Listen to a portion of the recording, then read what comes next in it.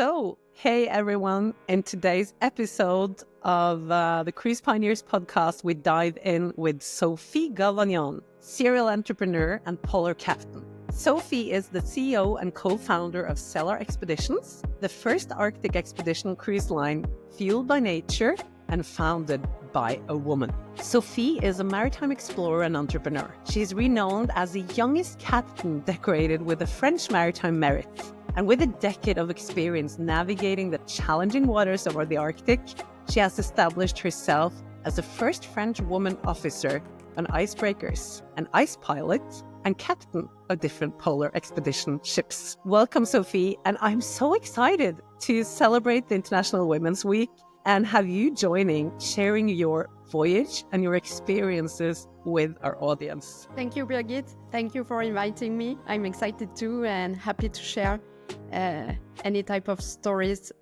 whether it's on the field side or on the managing side. Thank you. And Sophie, let's start with your pioneer commitment.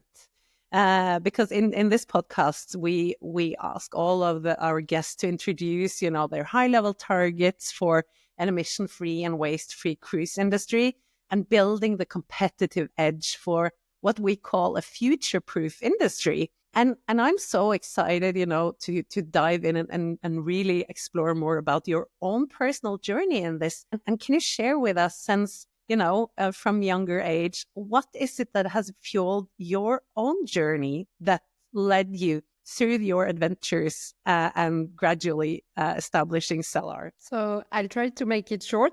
I'm lucky to be half French, half Swedish, and I spent all my winters in Sweden as a child, and I had already back then a strong attraction for the cold areas, the snow, the ice. You know it, how the Scandinavian winters are. And my dad was a seaman too. He was a captain on big fishing ships. So I guess that I was inspired since the childhood from him and his stories at sea. And actually, after high school, I wanted to do something of my own hands. So I didn't want to sit in front of a computer too fast, and I wanted to discover the world. So it seemed like going at sea was an evidence. But even though I spent almost all my career on polar expedition ships, it's not like that I started. I started to work on container ships, on cargo ships, ferries. But the first time I sailed in Antarctica, it was on a big passenger ships. And I had like a heart crush on the first iceberg I saw. And, it's like when you have a heart crush on a person you meet, then it's going to be full in, and that your entire life and what burns inside you is going to commit for that. So I already at the time, it was 2008, I was not that much aligned with a big cruise model in visiting such wild areas with almost no human trace. So I went back to Sweden, where they have a much bigger expert fleet for polar navigation, and I started to work wintertime on Swedish state icebreakers, where I learned the technique and state of the art of ice navigation. And summertime, I combined it with small polar expedition ships that I was captaining in Svalbard. And there I learned a lot of things. Firstly, I learned to reconnect with the tourism industry, to reconnect with it, because when it's done the good way, you can really have an impact on the people and wake awareness and be respectful on the environment you visit. And also, as a captain, and I would say for the seaman skill, what's exceptional in those areas is that there are still undiscovered areas. So you really go back to this exploration feeling. And it's quite challenging. Actually, it's challenging navigation because you have to go back to the basics. It's not that many data. You're off-grid most of the time and have to rely on your own. So I learned a lot, and I did more than 100 expeditions up there. I started the first business up there based on that small-scale tourism model. But 2 to 3 years ago, I started to work on Selar, which was aiming to bring something new and something different. I've always had it. Now my red line was to bring an alternative and something different. I insist in that because today the tourism industry in the Arctic has been quite damaging the environment. And so some disruptive changes was needed also in the emergency state we all know about climate change. And also because on the, I would say that I'm both bold enough to try to bring some different things. And also I have a small, crazy creative part. And I started to find it quite boring to see that the bigger model were almost all the same and the smaller model were almost all the same. So I thought, okay, maybe there's also something new to be done on the brand side of things and on the voyage form. And so it was the right timing to launch Selar, which has the ambition to really shift the cruise industry into something more sustainable and to position itself with a real adventure spirit.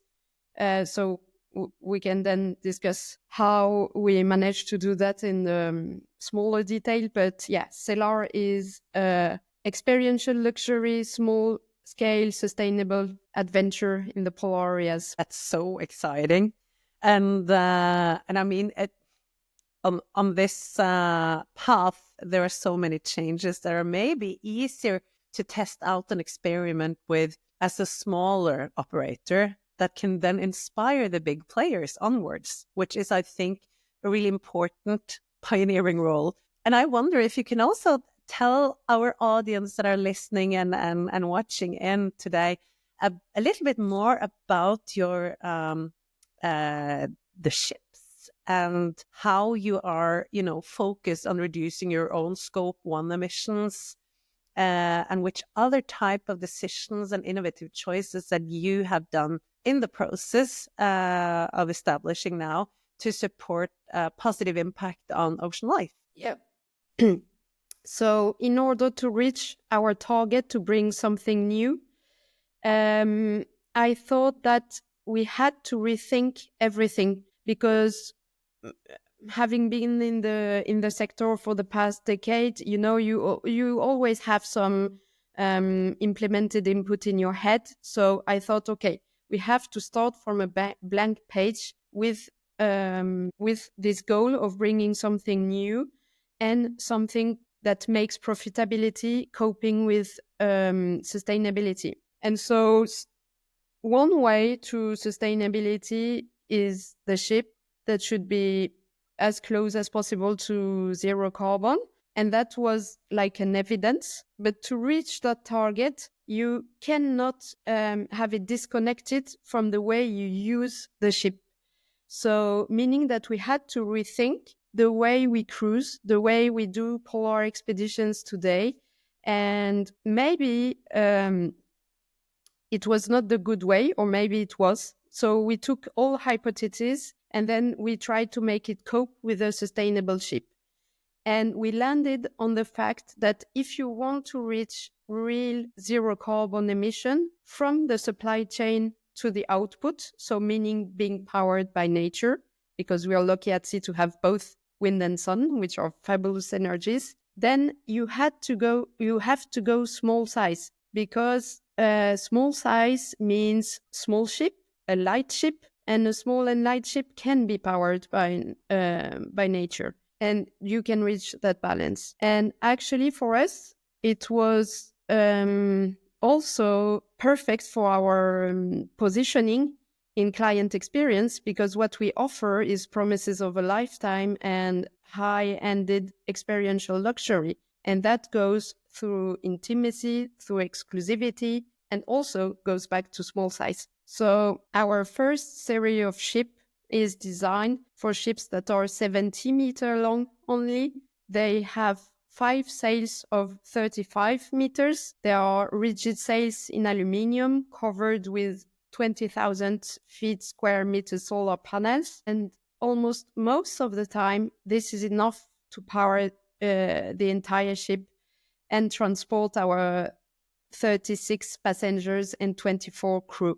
So now the first ship is currently being built. We had the keel laying last November, and she will be delivered 2026 and start her expeditions in the Arctic end of 26. A second ship now, a sister ship, is in the track to follow this path, because we've been lucky to be confirmed that there is a rising interest for such travel, meaning sustainability, small scale, and tailor-made client experience up there. That is so exciting. And I feel this is also what I hear around the industry. It's like the new mega trend really for a different type of, a new scope and a new target groups of passengers with different interest areas. That also really ties in well sustainable financial business and the right choices for nature and humans. And Sophie, now you talked about, the size of the ship, the main energy drivers. Are there any other innovative and different approaches that you have done also working towards, circular models, a waste-free, emission-free industry beyond these energy drivers? Yeah, for sure. As I mentioned, it's a really global approach. We had starting from a blank page. So there was both the technique, the ship, and I mentioned the sails because they are visible and obvious, but actually there is a declination of more than 10 innovations, technology innovation inside the ship that helps lower the power needs and enhancing the efficiency of the power regeneration. But I will not dive too much into details. There's a lot on our website, or you could ask for more in the site, right?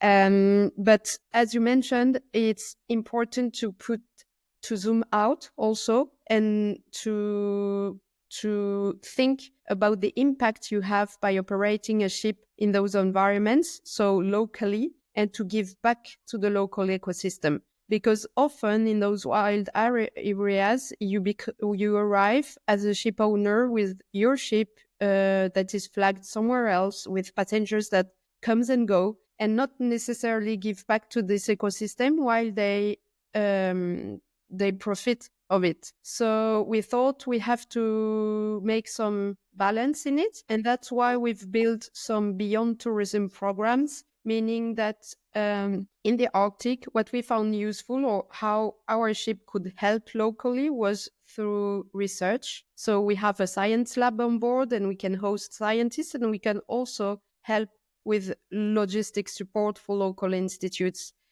We also have some plastic removal campaign, because plastic is a disease that reaches even those remote areas. So we had to contribute and to help clean all those places, and we have an objective of 5 tons removal a year per ship. And then that is actions. And regarding collaboration, we would like to work hands in hands with local governments on regulations changes. And we're an operator that is aligned with the more stricter rules, aligned with more restriction of the tourism and how it should be done tomorrow. So we think that the world of tomorrow is not to fight against more regulation, but to accompany those regulations and make it cope both for business and the environment. And of course, we will work with local employment and female empowerment. And that you know very well, as we will work hands in hands with Tool on that point. Thank you, Sophie. And I really hope that other cruise executives out there listening in will also really, make the chance of getting to know you and fuel their inspiration and innovation perspectives also together with a smaller new player as yourself. And then I'm so curious, because you already you financed your first ship. It's being built. And then I'm curious, and I think our audience is as well, on the current progress, because I mean, it is a complex project that you are embarking on. It's a challenging adventure, basically.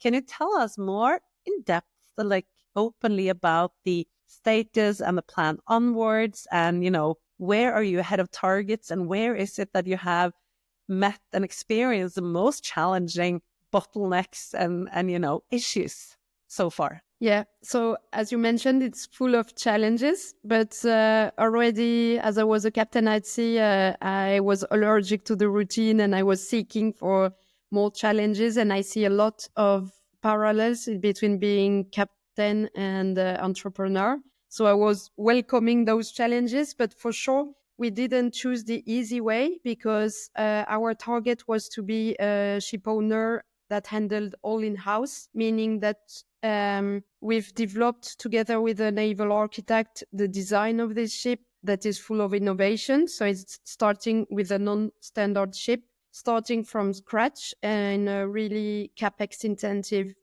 business. So we had to raise the funds to build the first ship, starting with a PowerPoint. And also, then we choose to operate and travel with a new model. So it's also a commercial challenge to convince people that the future within the luxury sustainable travel will look like that, and to make them embark in your vision. And then for sure is the challenge to deliver.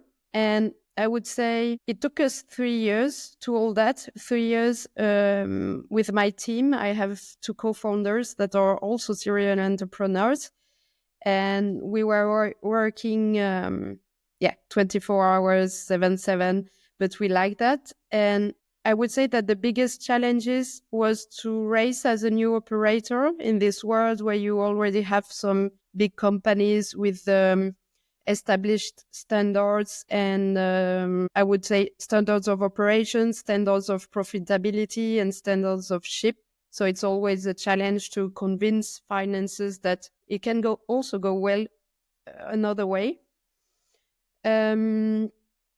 And yeah, I think that was the maybe the hardest part because as I said, we started from scratch. But also we had I have to say that we had to fight against the bad reputation of the cruise industry today. At least in Europe, cruise has a very bad reputation, both by the consumers, so the clients and the people, as well as in some states and ports. And so we had to do some pedagogy to show that the cruise industry can also be transformed. And it's important to shift this industry into more sustainability, because as a reminder, the maritime sector is the most pollutant one after the aviation sector. And the cruise is part of the maritime transport. So we have to make this effort in this sector, and people will not cease to travel. This is a false belief. I mean, it's more and more travelers. And since before the Greeks, we started to explore by sea and travel by sea. So it's important to give it a new face. And I would say that today, also a ship that is an innovative ship and non-pollutant ship is about 40% more expensive than normal ship. So you have to convince people to invest in that effort, and that it will be giving back by a model that is then credited on the commercial side and makes the business run. And lucky enough, this bargain was checked, because only within 5 months we had 75% sold of the capacity of the first ship, which makes us able to now go on the projection for the fleet growth. And yeah, also maybe I could add that the technological challenges is of course one hard piece.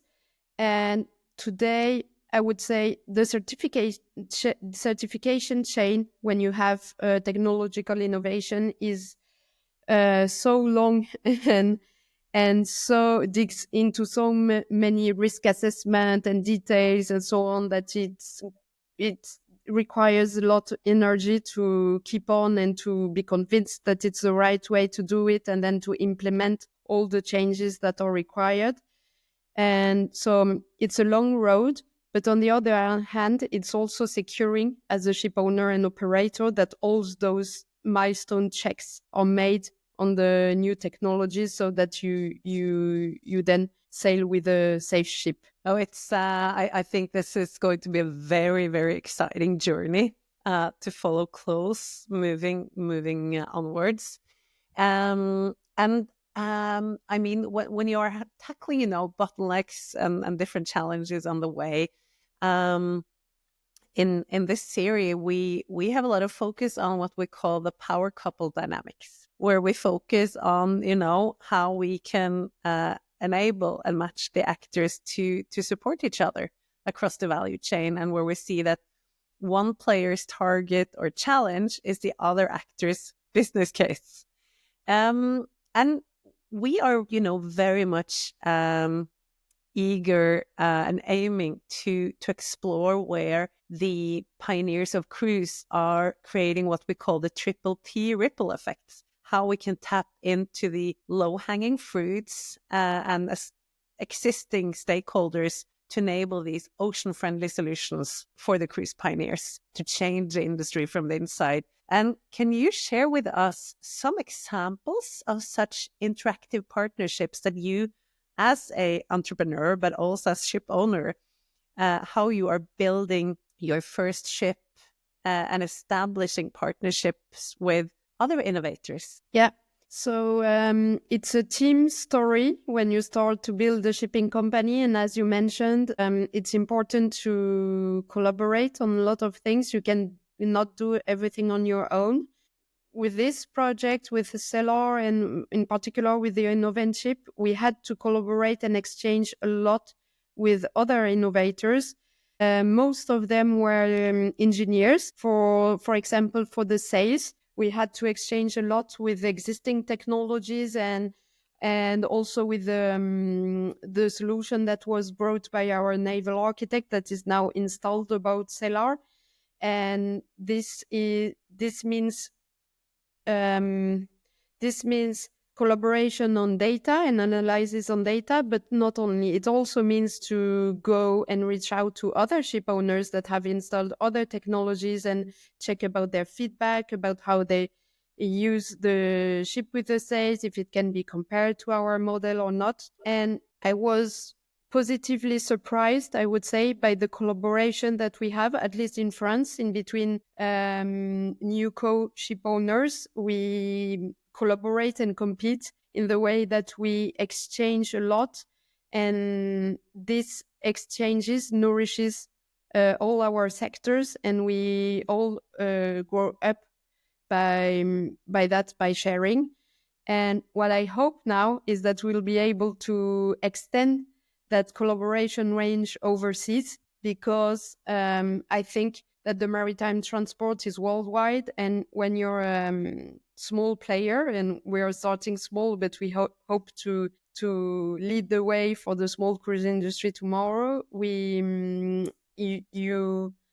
are maybe less accessible to bigger operators. And I think they have important feedback to give us, and they have an important insight also of the business and the industry that can nourish the smaller cruise, and maybe the smaller cruise has also much more flexibility and adaptability to test things that can then be maybe scaled up for the larger cruise industry.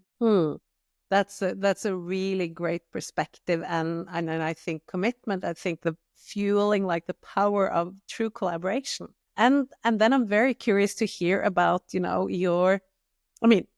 are well on track. The ship is being built. You are on getting onwards toward 2026 and launching the first lady.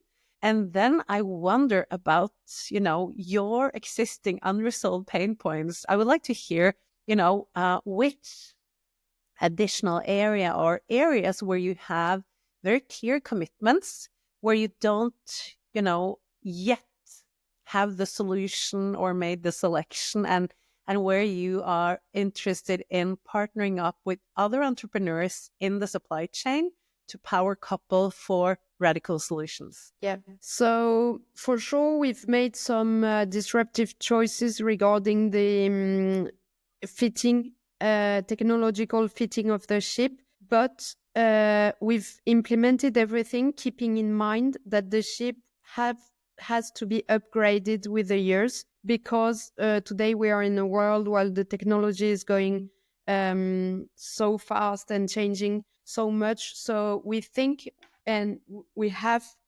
provision to invest in some renewal of sustainable equipment, and I think that there are still some improvement to be done. So we'll be really eager to hear engineers' feedback, and after a year of operation, we'll have also some proofs and some concrete data to see if our technical choice are giving those disruptive results, and how much of it.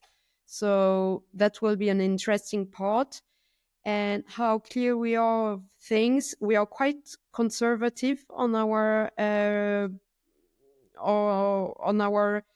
provisioning. So both on the let's say technical and sustainable performance. So we hope to be ahead of it, but we'll see. And challenge today is also the supply chain, actually, because we are operating in really remote areas. So everything has to be transported to those areas. So basically anything that you buy on place is shipped or by plane or by sea. And I think there is something to be done to optimize that part too, because actually the carbon print is not only what you have on board, it's also how it comes on board.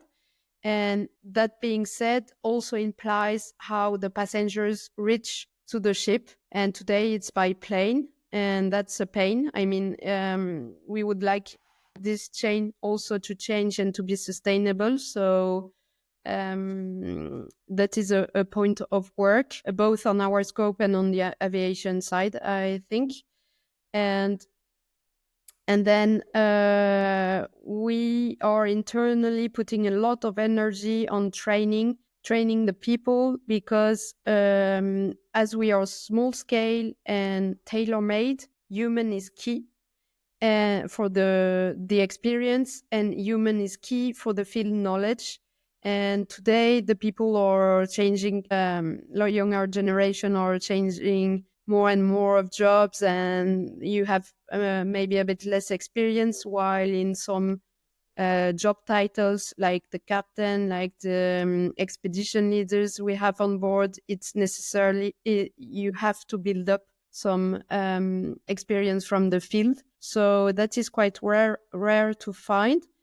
And today, if we want the younger generation not to turn over that much, we have to be attractive on that part as an employer and as a ship owner. And so we have to find new ways to match their needs. So I would say that's also some point of work we have to focus on.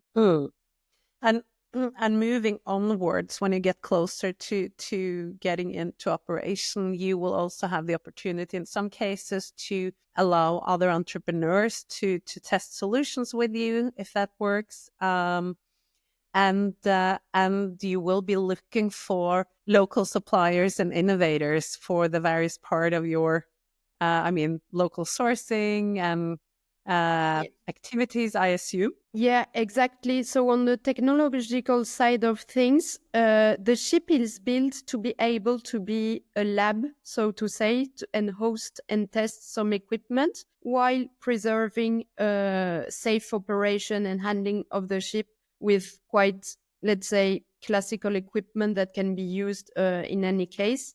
So yes, any initiatives or of improvement regarding the ship technology or even some research equipment are really welcome.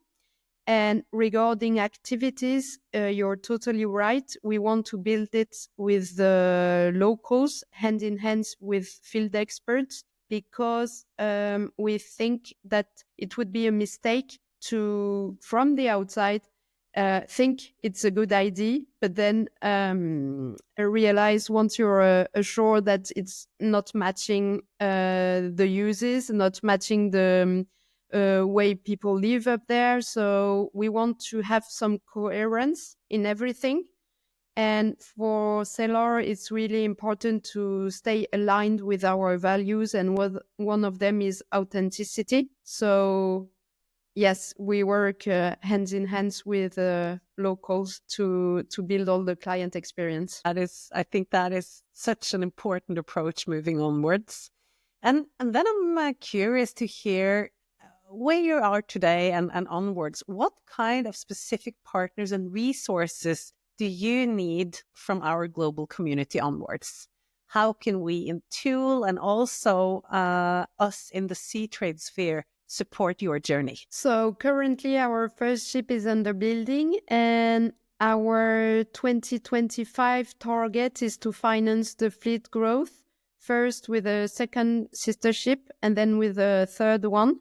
So we're looking for financial partners for that. We're also looking for commercial partners, because we operate both commercial legs B2C under our own brand. That is 50% of the business side. And the other 50% is chartered out to other tour operators or commercial actors. So we are actively looking into that. And we have the ambition to be an international company. So even if we are French based, we don't see us as a French company. And then, so we'll have those first 3 ships. And then if I look really long term, we'll have to design another series of ships for other destinations. And so from there, we'll need everything. You need to design a ship, so engineering, naval architect, to be able to meet same purpose as those polar ships, meaning zero carbon and perfect experiential luxury travel design. Thank you. And you tapped into the issue of talents, and that's something we, make sure we ask our prominent guests in every episode. Related to Sea Trade's initiative with Tomorrow's Talents Today. Because, regardless of small, large player, where we're based, which segments within cruise, we all need great humans on board with us to build the future of cruise. Do you have any personal hacks or advice to talents and industry colleagues that you would like to share when it comes to, building your career and be part of moving our industry into a better future? Yeah, I think it's important to stay focused and believe in yourself and be adaptable, because this industry is changing a lot and quickly, and you always have to think ahead and not be afraid of thinking outside the box.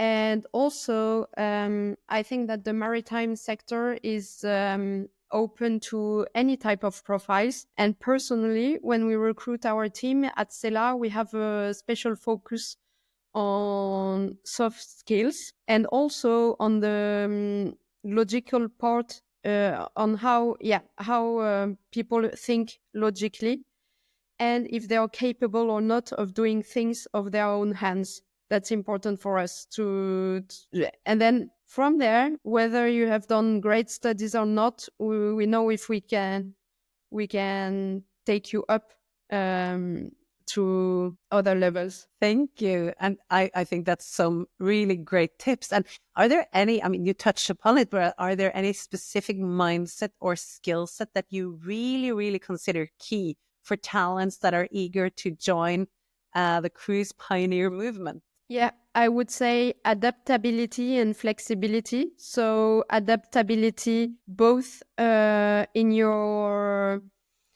in your management style. So meaning that you can go from vertical to horizontal, both in the way you can react and find solution finder, and also adaptability in being able to think on strategy sometime, and sometime you need to go down and do some more operational tasks. So I think that's adaptability would be my keyword. Mm.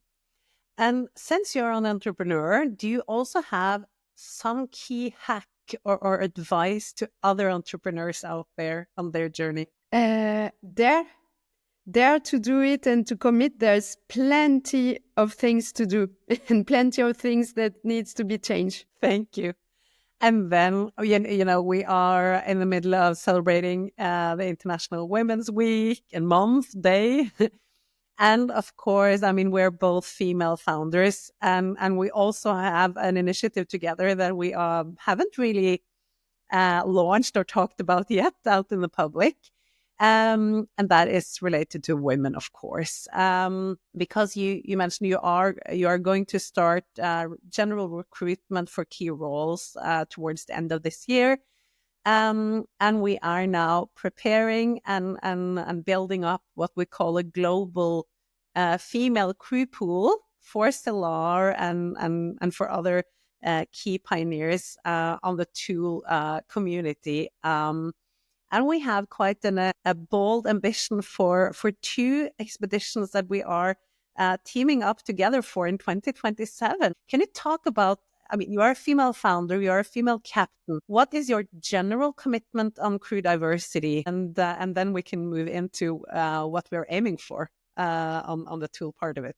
Yeah, we have the objective to be the more gender equal company of the world. And actually, it's a bit sad to say, but the challenge is not that high, because the International Maritime Organization came out with a number of female seamen on the international fleet, and it's only 1%. So there's a lot of work to be done, and a lot of effort. And together with you, Birgit, together with Tool, we have this dream and objective of, on 2 of the Tool cruises, to have 100% female crew on board. And that would be a world premiere, I think.